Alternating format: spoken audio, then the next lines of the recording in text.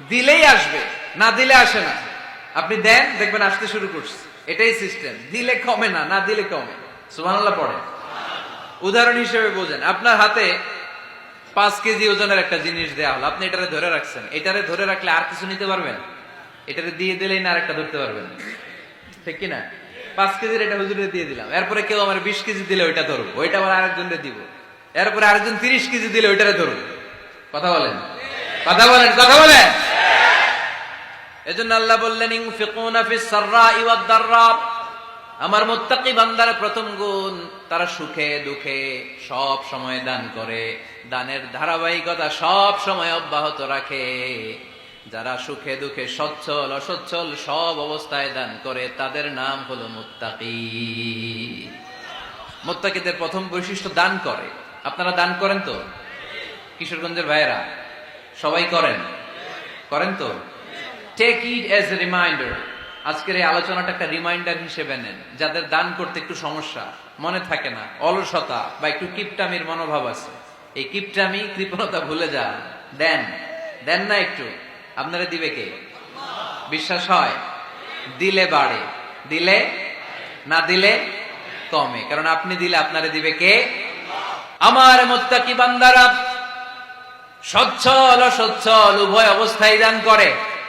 যখন তাদের কাছে বেশি টাকা থাকে তখন তারা বেশি দান করে, যখন কম থাকে কম দান করে, কিন্তু দান করে, ঠিক কিনা? দান করার ধারাবাহিকতা কখনো থামায় না।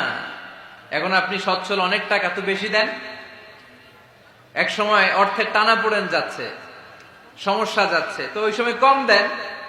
বছরে আপনি অবস্থা ভালো থাকলে 10,000 টাকা সাদাকা করেন, যখন অবস্থা খারাপ 10 টাকাও কি সাদাকা করা যাবে না?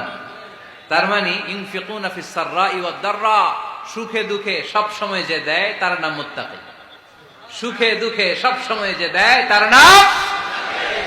মদিনার সমাজে, মদিনার সাহাবীদের মধ্যে সবচেয়ে গরীব সাহাবী ছিলেন সাইয়েদনা বেলাল রাদিয়াল্লাহু তাআলা আনহু। নিজের লজ্জাস্থান ঢাকার কাপড়টা ছাড়া তার কাছে দ্বিতীয় কোনো কাপড় ছিল না।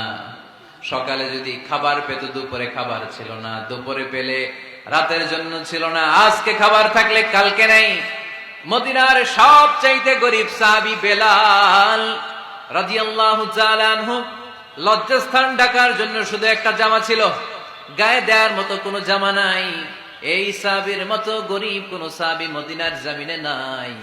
এই বেলাল রাদিয়াল্লাহু তাআলা আনহুকে বিশ্বনবী ডেকে বললেন, ইয়া বেলাল আনফিক ইয়া বেলাল লা তাখশা মিন যিল আরশি ইকলালা।